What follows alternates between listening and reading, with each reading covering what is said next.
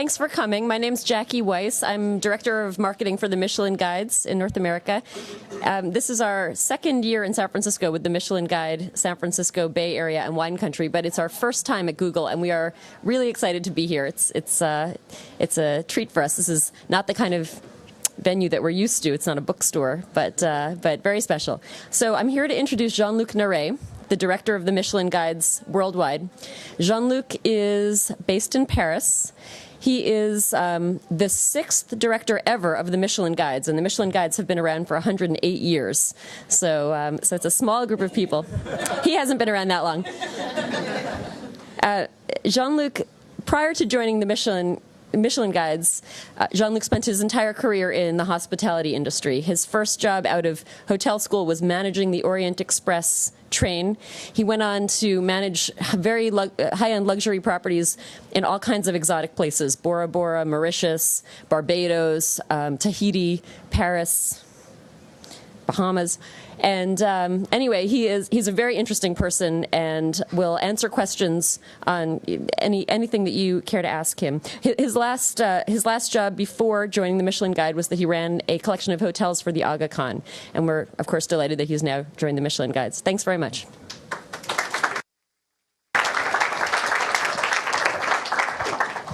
Thank you, Jackie. It's a great honor to be here. Actually, while she was introducing me, I was reading the books that this young man is reading, which is called Linear Algebra. Is it? I don't even know what it's all about. But it looks great. It looks fun. Anyway. It's a bit the same for us. You know, we actually have a lot of pictograms which are in our guide. Let me tell you the story of the Michelin Guide. It's quite an amazing one. Google story is like a fascinating one, but this one is fun as well. He started in the 1900. Yes, I was not born at that time. And it's a time where the Michelin tire company decided to say, we actually provide the first tire on the market. What are we going to do in France to make people driving around France? And they had a very good idea, because it was like an adventure at that time. There was only 3,500 cars. And actually, to go from Paris to Marseille, it could take you like a week.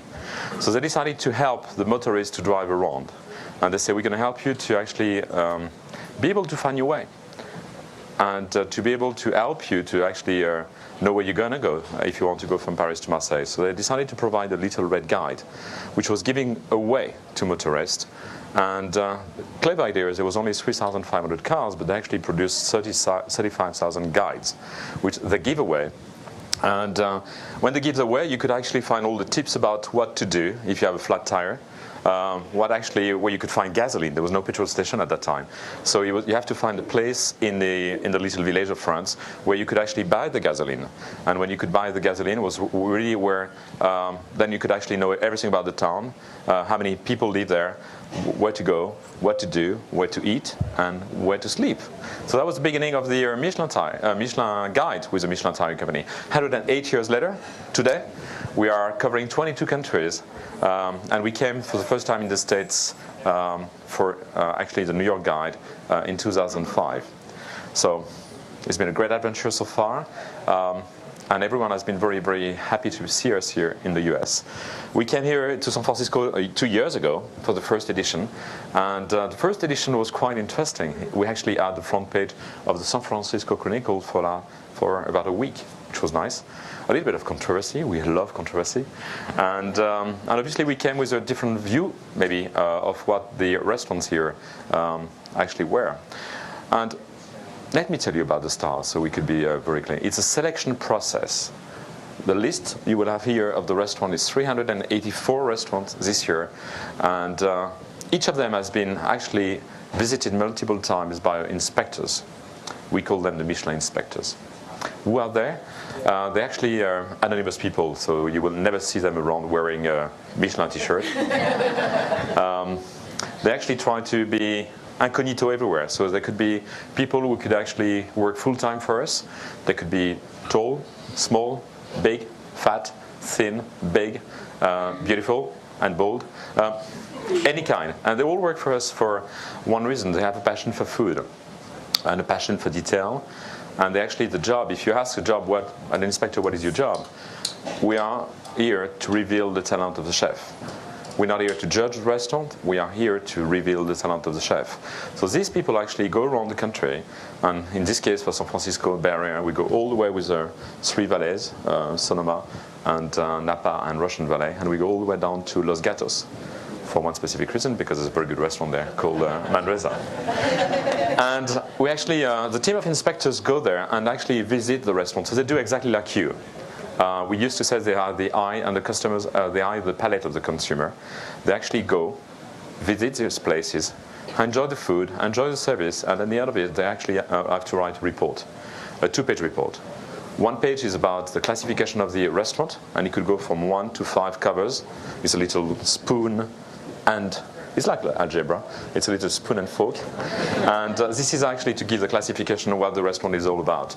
So 1 cover only being a small bistro, very nice, cozy neighborhood restaurant. 5 covers, red, as red, could actually be one of the most beautiful dining room with an incredible service. A Metro D will come to you, and all the tableware and silverware and everything else. Okay, so that's the difference of the classification of the restaurants with the ambiance, service, and everything else. Then you have the little Michelin star, which are quite well known. When you actually got a Michelin star, it means that you're actually a very good restaurant. And when you actually won Michelin star, it means that you're a very good restaurant in your category. 2 Michelin stars worth the detour. So if you take your car, that's based on the old days, you could actually do the detour and go to this restaurant because you're really a good one. And when you got 3 stars worth the trip, you could go. It's a destination in itself. Now, do you know how many stars we have all over the world right now? Michelin stars? Any idea? Well, not even a small numbers of the people who work here. There's 45,000 establishments listed in our entire selection in Europe, and we only have 1,500 Michelin star, which means that when you receive a Michelin star, 1 Michelin star means you're among the 1,500 best restaurants in the world. When you got 2 Michelin star, you're really not only the best restaurant here at San Francisco, one of the 7 best restaurants, but you're really one of the 172 best restaurants in the world. And when you receive 3 Michelin stars, like Thomas Keller here received for the French Laundry, you're actually among the 56 best restaurants in the world. So that's really an achievement. And why we actually got this Michelin star, it's really to say, well, we are here to reveal the talent of the chef. They need to be portrayed out, because 1 Michelin star in San Francisco should be at the same level than 1 Michelin star in New York, and the same level as 1 Michelin star in France. And we're covering all over Europe, 22 countries as we mentioned. So we have quite a few numbers of stars around. Now, I should tell you a story, talking about Google, because we actually expand the brand. And when I took over 4 years ago, I realized that we were very strong in Europe and really covering very well Europe. We were very well known. And I was very surprised. I mean, Michelin, of course, we have a Michelin tire company, a very strong presence in the US, but the Michelin guide never crossed the Atlantic. It took us 105 years to realize there was something on the other side of this big sea. So we came here, we came to New York first, and I actually brought a team together, a bit of English, a bit of Italian, a bit of Spanish, a bit of French, of course, and some with Asian influence who actually were already inspectors in Europe. And we started in New York really that way. We actually looked at all the restaurants, made a pre-selection, and then we assigned each of the inspector a specific neighborhood which they have to look for. So what actually they have to do is they have to dine in all the restaurants we actually pre-selected, and there was 1,500 for New York. And after that, we actually filtered down all the selection in order to arrive to the 500. What was interesting doing that is we have inspectors at the same time, and we're recruiting inspectors here in the States. And when we say that we're recruiting inspectors, we have 3,500 people who apply for position. Great, we say fantastic. Now, when we're actually going back to these people and you say, well, it's not actually to take your lovely fiancé out for dinner and be reimbursed with a report, it's really a full-time job, then obviously we had quite a few people who would say no to us.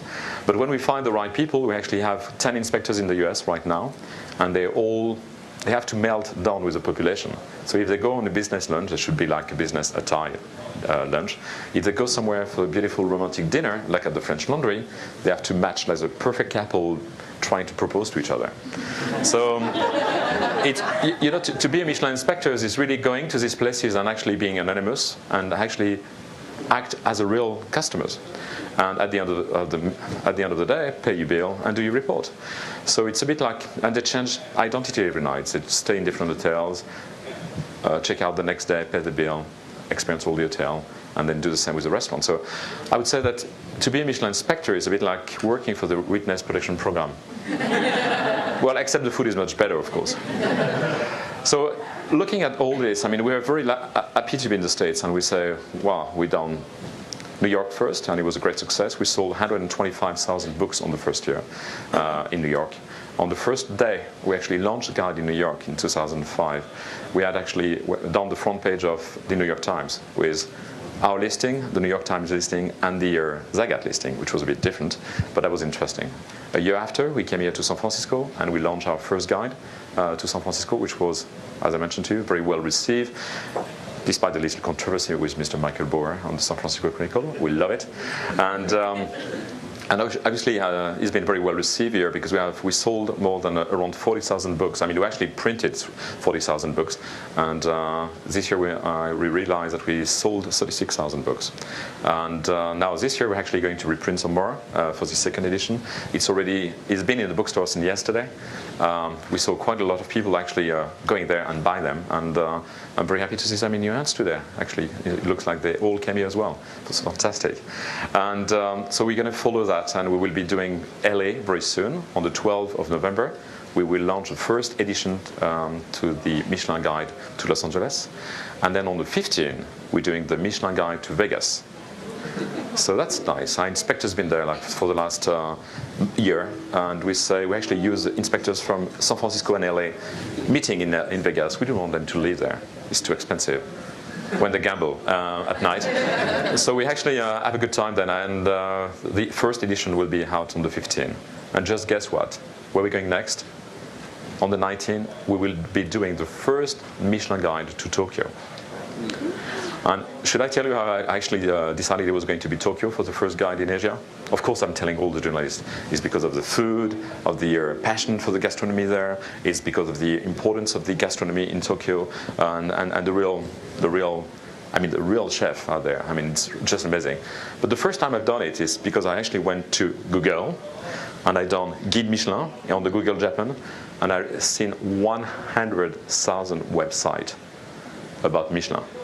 And only 10% of that were about the Michelin tire company. The 90% were about, actually, if you got a Google Japan on you, try, you will see. And it was just amazing. We had so incredible and impressive press over there, and actually results. Michelin was like only known for the Michelin Guide, even if we were not there, and not known for the tire company. And you know who's our competitor in this business, tire company? Bridgestone-Firestone, which obviously is Japanese. So that was important for us to go there, and at the same time it was great because we had a very well received and very good reception from everyone there. So the first guide will be out on the 19th of November in Tokyo, and for this special occasion we'll have more than 30 three-star chefs who will actually be coming with me for this special occasion. So it's going to be like a huge event in Tokyo. And the first day we actually announced the guide, that we were going to do the guide, it was in March. And I was on the stage in front of all the TV. And Paul Bocuse, you heard about him? Big man, fantastic three-star, 82 years old. And Ferran Adrià, which is like this Spanish chef, three-star, which is running El Bulli in Spain. And they were with me on stage, and we look at each other, and we look at the 10 cameras in the back. We look at the 100 photographs in front. And Paul said, I never see so much people in my life in terms of press. I said, well, just wait for the launching party, and that's going to be on the 19th. So it's great honor to actually continue to develop this brand. I think the Michelin Guide is quite interesting. Now, you will pick up this guide, and you will say, oh, my favorite restaurant is not there. My local restaurant is not there. It's a selection process. So we only retain the 384 64 this year, 84 this year restaurants in this guide, and they all deserve to be mentioned because they're very good. And you could actually, it's not only about expensive restaurant. We talk about the stars, of course, but we have as well the Bib Gourmand, which is the 50 restaurants where you could actually dine under $40. And it's really very good value. Excellent chef and very good food as well. And you will, I'm sure, recognize quite a few names on this list as well. And we have as well 58 restaurants under 25. dollars that you could spend. So really, when you buy this guide, I say it's an insurance against a bad meal. And you could actually have, with this guide, a very good selection of restaurants from 25 to 250, where you could go with friends, or you could go with your fiancé to propose at the French Laundry. Now, if you want to do that, just make sure you do the booking, because it's like 6 months waiting list. I'm sure we are open for questions. I don't want to talk too much, so please. Yes? Hi. Hi. Thanks so much for coming. It's a pleasure. Happy to see Michelin Guide spread out. Do you use a microphone, please? Oh, sorry. Is there a microphone?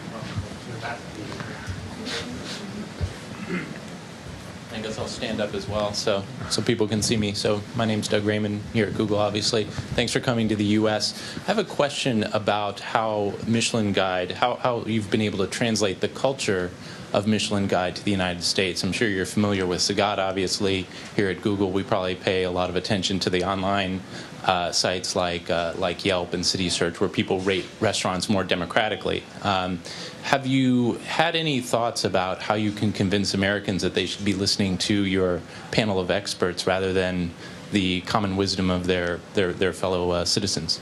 Excellent question. Of course, I mean, just one thing. I mean, it's a panel of experts, but at the same time, we do receive a lot of readers' comments as well. And in Europe, I mean, people still to write, you know, they don't have technically, as you are here, all working computer. They're still writing to us, and we receive 45,000 letters just to express their opinion about our restaurants as well. But at the same time, we receive a lot of internet now and a lot of mails through our website, which is www.michelin.com, which is really like a MapQuest, but it's really the first site in Europe about travel directions, and our selection is available as well online there in 6 different languages as well. So yes, when we came to the States, we just say, well, obviously people who traveled from the States to Europe used to know about the Michelin.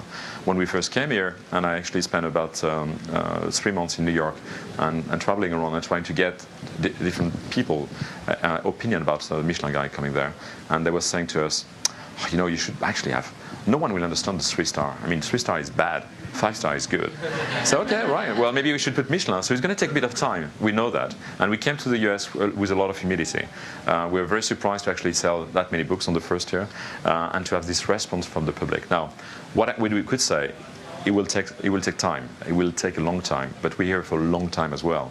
And we're looking now at trying to get more feedback from our consumer.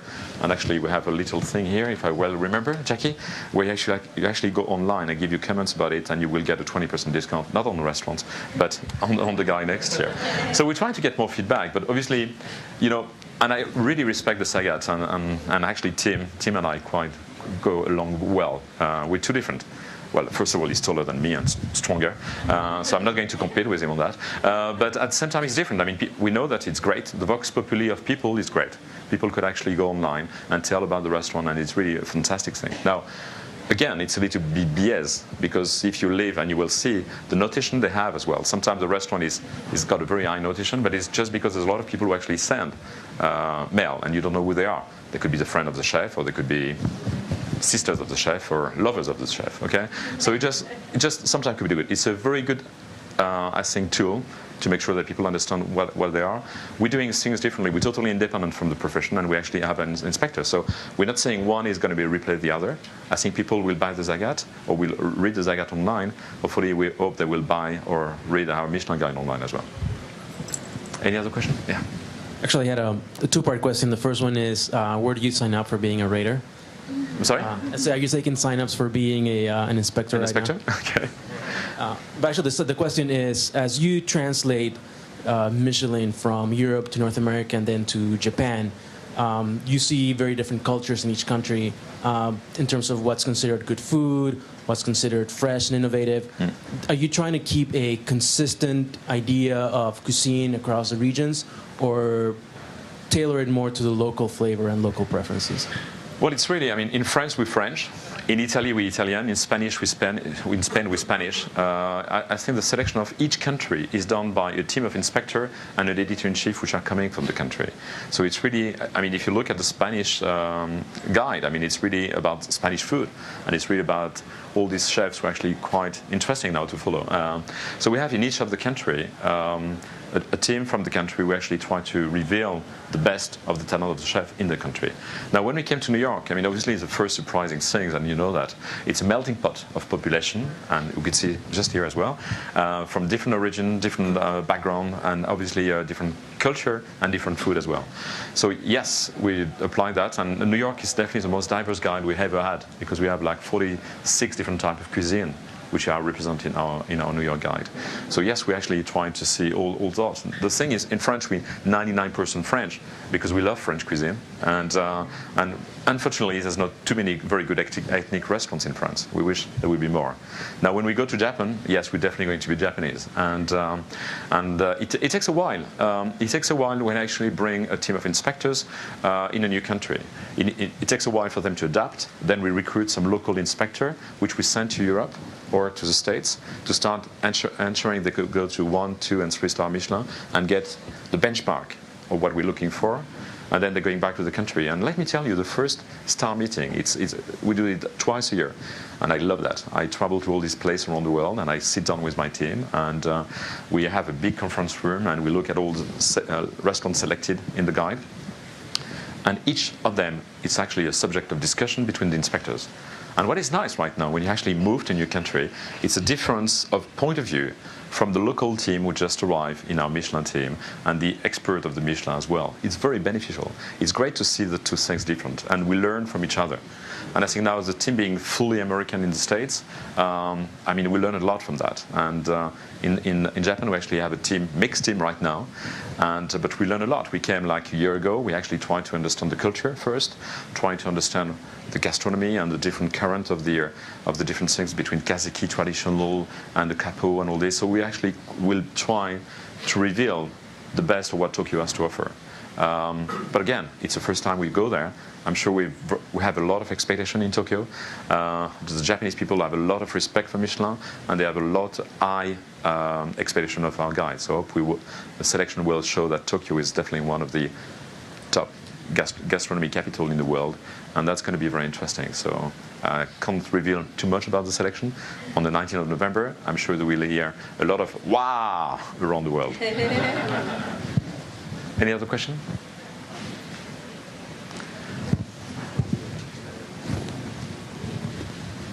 You wanted to become an inspector, just apply online. Hi, thank you again. I just had a couple of questions. How do you choose what cities you go to? Like, do you have plans to go to some other cities next year? Yes, in the US we have a plan of development, of course. The main difference, in Europe we're doing country guide, so we actually do a full country, and for a full country it takes a lot of time. Why we actually never done in the States, I think we are actually inspectors in New York in 1985, and we stayed for a year, and I'm glad we didn't do it at that time. I was not with the company, but otherwise it would have been a French company rating French restaurant, because at that time New York was really about French food. I'm glad that we came 20 years later with a different sort of guide, international, rating international food. So it's always looking at, it's like a recipe. You've got different things to add. You have to look, what is the number of restaurants who could actually be in the guide, okay? The second thing is there's a very talented chef there that needs to be portrayed out as well. The third one is really, people will buy your book. I mean, we are in the publishing business as well, so we try to get a bit of money on that. Even if my department, the Michelin Guide, is only doing 0.05% of the entire turnover of the Michelin tire company. But I have to say we do a lot in terms of image and presence in the media. And at the same time, yes, we are looking as well of is there any contribution to of course, Michelin in terms of image and brand image. So this is actually the recipe. So we start with New York, of course. It was the right port of entry. San Francisco was a natural choice from my point of view because of the organic product, because of it. There's not one place in the world where people are so passionate about food. Obviously, they're passionate about computers as well and technology, but they're really passionate about food. Where else in the world could you go and actually listen to the conversation at dinner? They're not talking about what they eat. They're talking about what they ate the night before and where they're going to go the next day, or about organic product, or what they find for the market and everything else. Everyone is really passionate about food. There's no really celeb here. You know, in LA you've got many stars. Here, the celebrities are the chef. So that's the reason we select San Francisco as number 2. Then obviously everyone was expecting us in Chicago. That was like big thing in the article. Everyone was like, yes, it's going to be Chicago next. And all the chefs were ready with a knife, not to kill us, just to do good food. And he was quite a surprise in March when we say, it's not going to be Chicago, it's going to be Los Angeles and Las Vegas. You're going to ask me why? Well, easy. We're in California. We had a team in California. That was easier for me to do it. And I don't like to be expected to be somewhere. I love to be somewhere else. That's the part of the mystery shopping as well. So this is how we do it. But obviously we're going to develop more, and there will be more cities to be covered. Obviously, when you do cities, you miss out part. As an example, we're doing San Francisco, we're doing LA. What about in the middle? We could go fast south, we could do a thing. So we have to look exactly how we're going to develop. The plan is really to make our presence stronger in the US. The plan is really to become a reference as well. And I'm very happy that I could see a lot of articles on the web, or a lot of articles in the newspaper where actually they're not mentioning anymore. Actually, they're never mentioning actually the quotation on Zagat or the quotation on Yahoo or whatever. They're actually mentioning the numbers of Michelin star, which we are very happy about. That's the entire purpose of our guide. Yes, second question. I guess my second question is, just for some of us who came late, are there any extra books left, or? Jackie? I think we're out of books. Right? Is that right? Okay, this one is for sale. Auction. It's like eBay, no? Yeah, I'm sure you do Amazon.com. It's easy. I should be able to do it. Oh. Sorry. She wanted to go. Hi, I was just curious, what restaurants have you gone to or going to on your current trip to San Francisco? Okay, I'm going to be very clear. I'm not an inspector. Right. I'm a public face of the company. So what I try to do, of course, I've got the best job in the world. It's to travel around the world, stay in the best hotel, actually eat in the most beautiful restaurant in the world, and obviously being recognized by the chef, so I have extra always. But again, even because I'm doing that, because I'm the public face of the company, I don't write reports. Our inspectors is not my selection, it's the inspectors' selection. So at least when we actually go to restaurants, I could be very well treated sometimes. Sometimes it could be actually extra dangerous because the chef is too nervous.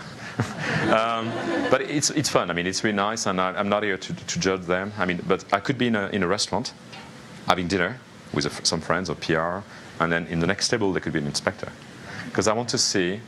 And the book is not to reveal the talent of the chef, but it's not actually to give a reward to the chef. It's really to recommend the restaurants to our readers. And why we're doing that, why we actually do a report with inspectors, it is because we want, when the people will buy the book, and you will buy the book and you will select the restaurants, you might go to this restaurant and you want the entire attention on you.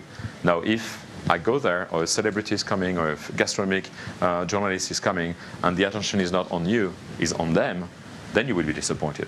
Okay, so this is a reason I could go to restaurants where the chef is very talented, and he could actually work 2-star or 3-star, and I'm not going to name any of those here in the region.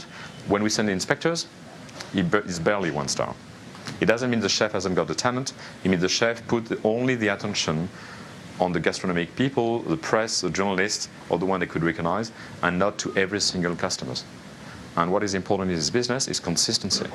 The 5 actually criteria we're looking for is choice of the ingredients, how the ingredients are cooked and how the flavors are kept, the personality of the chef in the plate, not behind the stove, in the plate, or not on TV, in the plate. And then we're looking at value for money as well. And the 5th one is consistency. You could be very good on one dish. You have to be very good on everything you offer on the menu. You could be very good one night when the chef is there. You have to be very good every time you open to the public, the chef being there or not. Okay. Yes.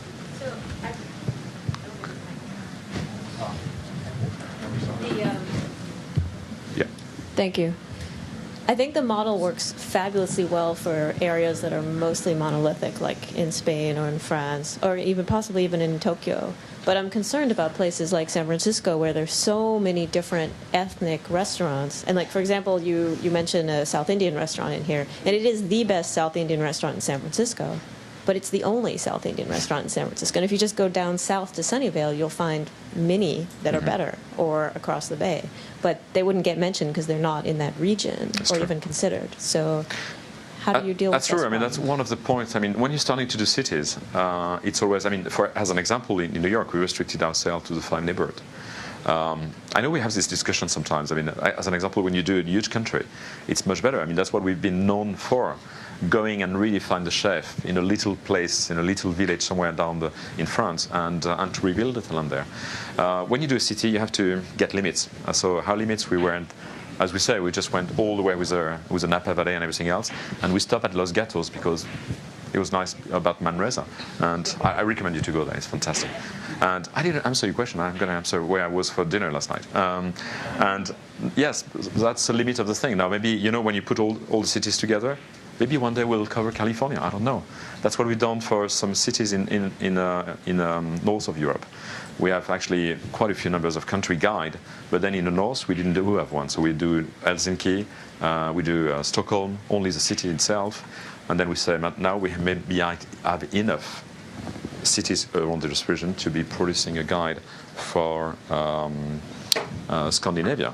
So, the more cities you have, the more you're covering this territory, the more you could actually maybe think after, we're going to do the entire territory. So hopefully one day we'll reveal the talented restaurant you mentioned. Well, I understand that. I'm just concerned that restaurant possibly shouldn't even have been mentioned. I mean, I was just using that one as an example, but maybe it shouldn't even have been mentioned at all, because I'm not sure that your inspectors are familiar enough with every single little branch of different cuisine that if you compared that to, say, a French restaurant, that it wouldn't be high enough. Yeah, of course. I mean, but let me be clear. We're not renting French restaurant. I'm French, but our team actually got a very good expertise, the one we recruit in the States, of different origin, different talent, and different country as well. So we took them because of that, because they bring a different level of expertise that maybe we have, and we train them in our way to look at the restaurants in a different way as well, in a Michelin style.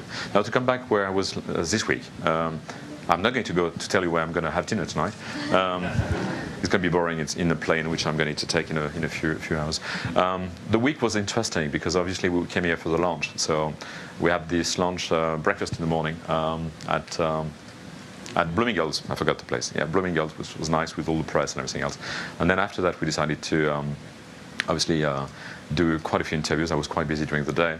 And that night, we just said, well, we're not going for a very nice and cozy dinner not far away from the place. So we went all the way to Yotville. And Yotville is definitely one of the little town in Napa Valley which got more stars. No, we didn't go to the French Laundry. We went to Haddock, which is Thomas Keller bistro type. And it's interesting. It was like fried chicken night. I love it. It was fantastic. And we had the privilege as well to see Thomas Keller. We came and sit down with us, so it was nice. The next day we went to one market, yes, for lunch, and it was interesting. The chef was like, oh my God, you're the one who called me. Thank you very much for my new stars this year. And then we went for dinner. I wanted to go and see Santa Cruz. I've never been to Santa Cruz. And I rent a home this year in Santa Cruz in July.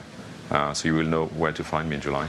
And so we went to Manresa, Los Gatos, which was lovely. So we had quite a few things. But again, when I'm going to this restaurant, I'm known. I could have a different experience from inspectors. So I'm not here to judge them. I really want to contact with them and just see. And most of them are telling us they're very respectful for the guide. And for them, it's big business as well. It brings a lot of customers to them. And they're very happy about being in the guide. So I know some are not happy to not be in the guide. But it's not due to us. When people saying, how do we do to get a Michelin star? You say, well, you do your job, and we will do ours. Ours will be to reveal your talent. Yours will be to provide very good cuisine. But if you try to shoot for the star, you will fail. Because have you ever seen an actor who say, I want to get an Oscar? No, an actor will play his best role to get the Oscar. So it's the same with the chef. They have to really make sure they've got a very good cuisine for their customers. And then obviously, among the customers will be an inspector. We're going to reveal the talent. Okay? Yes. Obviously, it's a big honor to get a star. So how do the chefs feel when they lose a star? Sometimes it's difficult, and I'm the one giving calls as well. This year I have to call a couple of restaurants in France, Taiwan as an example. And when you got 3-star and you receive a call the night before we launch a guide, it's not to tell you that we create the 4-star for you. So when I say, well, this is Jean-Luc Naret, we'd like to speak with so-and-so, and they were like, excuse me, we're trying to find him somewhere. And obviously it's difficult to speak with them. And it's it's very important for them. I mean, 3, 2, 1, it's really for them a reward about their work. But let me tell you, there's always a good reason to lose a star. Always a good reason. And inside them, they know. They know that when we look in the plate, we find in the plate something which proves that it's not the same level as it used to be. Now, when we go back to them, and you say, well, you know, you're going to lose your stars this year. And they all panic and say, oh, what? And then you actually start talking with them, and you know exactly why. Either because they lose a passion about it, it doesn't mean they're not talented, they're just losing attention on the restaurant. They're losing attention because it's an emotional part. You know, when you actually provide food as a chef, it's really you're giving, and you will agree with me, you're giving a lot of things to other people. I mean, it's really, you put a lot of emotion into the plate, especially at this level. And where you're among the 56 best restaurants in the world, people will come and expect the best. And if we don't take that, if we don't take the measure we have to take the stars, then it doesn't work. It doesn't work because our readers will not trust us anymore. They trust because it's an annual selection. They trust us because we're going back every time to all these restaurants, and we measure them against the other. And people are traveling, they're using our guide, they go to all the other 3-star. It's just amazing, actually. People are just traveling around the world and go to all these restaurants, spending a fortune. So they will actually make sure, and if we're not right, they will say, how could you actually leave this 3-star there? So we have to do our job. But you know, I used to say that the stars are not engraved in marble. They're actually in crystal, they could break easily. But it's not because you're going to lose it, you could actually get it back. And as an example, I mean, last year we took off one of the stars at Vong in New York. And Jean-Georges was like a bit upset about it. And he said, well, you know what, I will try to put everything in I could do to get it back next year.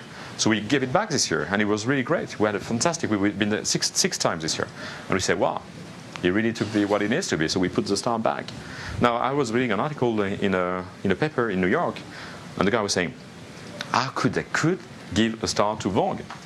And a very influential critic, working for a big newspaper in New York, actually say, I've been to Vogue 4 years ago.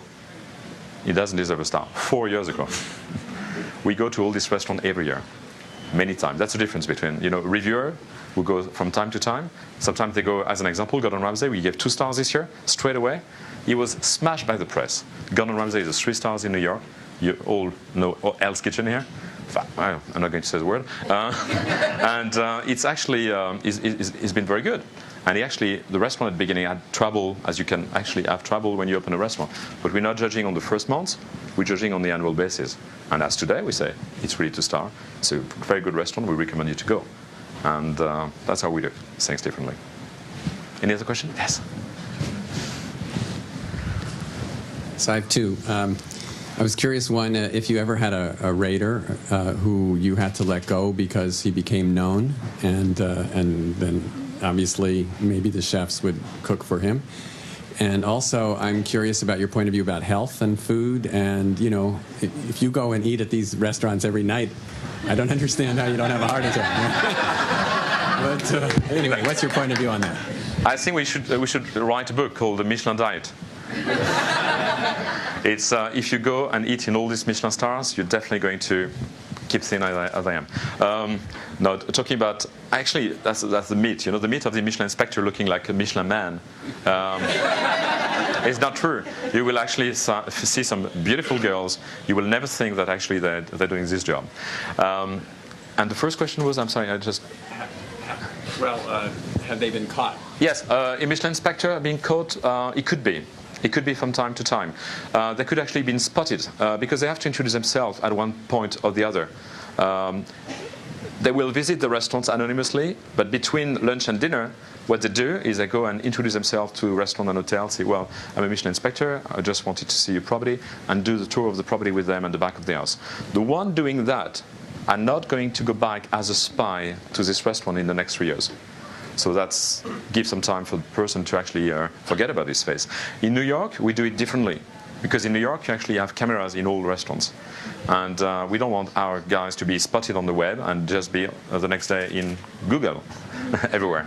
So our inspectors actually will never actually introduce themselves in New York. We bring a different team from Europe to visit the restaurants in order to keep the American people unknown. And I must tell you the story. Actually, there's a man who's been... He's retiring this year, okay? He opened the British guide. long time ago. I was not even born at the time. He opened quite a few guides around Europe, Italy, and everything else. And he was the first one who actually I brought here to do the American start, beginning of the team and everything else. So we had 90% of the team was actually American, and he was the only one left. He left 2 weeks ago when we launched the New York Guide. And he went back on the Queen Mary's. That was my farewell departure to him. And he hasn't been spotted in 35 years of history. And so it's nice. The only thing difference with me, he put a little bit of weight here. And when I actually put my hands around his belly, I say, I could see the money we invest in your company. Any other questions you have? Yes? Plans to be in Latin America? Latin America? Yeah. I love to. But it's every time you actually go to a new country. I mean, I'm not going to try to be critical here, but I mean, you could do things very, very fast. You want to do them very fast, or you want to do them for a long time. So we are very known for being, when we actually start a new country and a new place, we're not there for, it's not one time, one shot. And we're not moving out from the country 2 or 3 years after, like some others are doing. So when we actually plan to go, it's planned for a long time. But so very beautiful restaurants around in all this Latin America. We try to cover right now the States first. Then we will obviously develop Asia, Tokyo being the first one. And Asia goes from India to Australia. As you know, it's huge. So we have plenty of scope to develop. And I'm sure one day we'll be there. I don't know if it will be tomorrow or it will be the day after tomorrow. Any other questions? Yeah.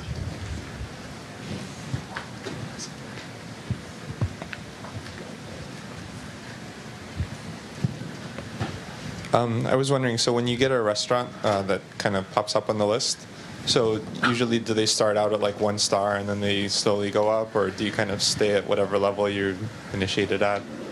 Like, how does it usually work historically, I guess? Historically, actually, in Europe, because we have a strong presence for many, many years, we follow the restaurants and we follow them very carefully. And usually you start with 1, and then a few years after you've got 2 and 3. The quickest one actually to get 5-star, 3 stars in 5 years, was a man by the name of Eston Blumenthal. I don't know if you ever heard of him. He looks a bit like brown kibit. It's a fat duck. And the fat duck is nice. You've got Yountville in the States, you've got Bray on Thames in England. And you've got London, where there's 3-star, is Gordon Ramsay.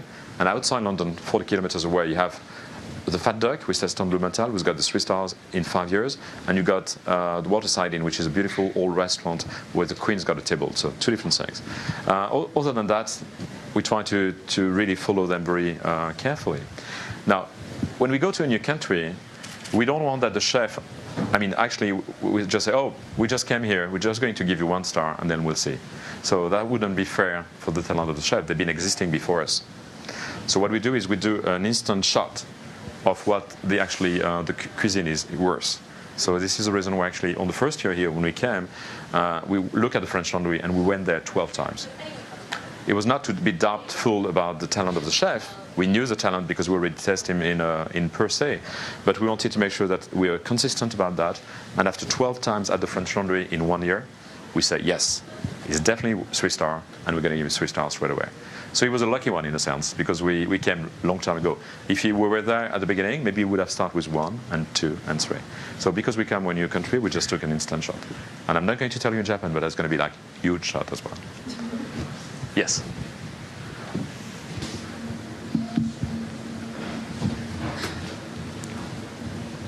How do your inspectors choose what they order at each restaurant, or do they just order the special? No, the special, there's one thing about the States is I love when the waiter is coming to you and he'd say, well, let me tell you about the special today. Okay, he's got a long list, then you don't remember anything about it. And you say, what is so special? They're not actually on the menu. And sometimes the waiter could be very fun as well. I had one yesterday, the day before yesterday, who actually was like, great. He was like playing like a role. And I say, are you an actor? He said, yes. How do you know? And he's starting actually to give me the name of the website and the movie he's been through and everything. And I was like, I look at him and say, well, you know what?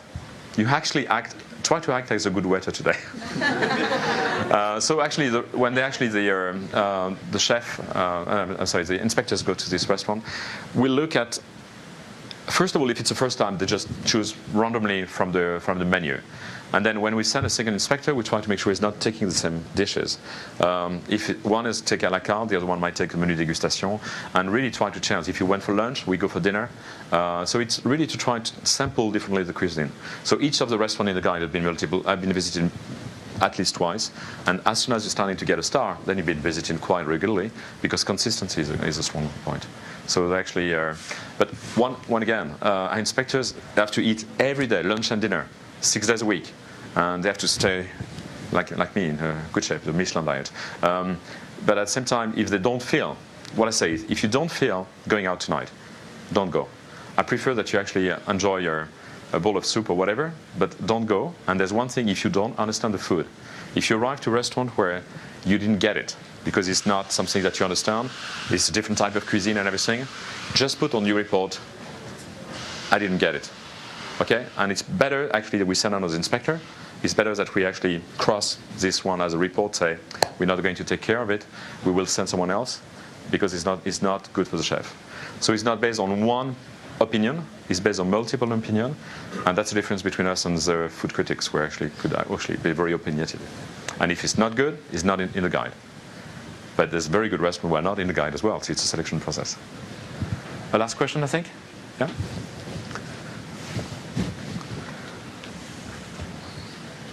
Sure, this will be short and controversial, but if you had to pick only one city in the United States to eat at, which would be your favorite dining city in the U.S.?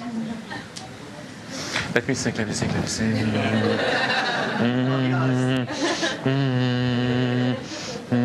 Francisco. No, of course. I mean, no. I'm going to be very, very honest with you. I love New York. I mean, New York is a lovely place. I love it. There's so many good and excellent restaurants there, and there's an energy as well. And you have to catch up always, because we have 100 restaurants who go out from the selection the next year. I mean, it's always changing. I mean, we have not here, but I mean, over there we have 2 pages here at the back, which are coming soon. Okay, this is all the restaurants we didn't have time to actually test. And I'm sure when we actually print that, it's already out of date, because they're not even going to open yet. So that's what is fascinating about New York. What is fascinating about San Francisco, and I'm not saying that because I'm in San Francisco, trust me, it's really because I think the people here are really passionate about what they do. And where else would I dress with the jeans in front of you? I mean, it's really a place where it's very casual, it's lovely, but it's very serious at the same time. You could do your job seriously, and you all do, without taking yourself seriously. And so the chefs actually are the same here. I think they really enjoy the food and the restaurant, and it's great. And the friendship among them is great, and you could see that as well. So it's a place which I love to come back. I've been coming this year 6 times. I actually spent my vacation here. I actually exchanged home in Sausalito for months, and my family stayed there. And actually, then after I went to south of California as well, in San Diego. But it's love. I mean, I already make my booking for next year in Santa Cruz. So that's where I am. I love San Francisco. Thank you, all of you.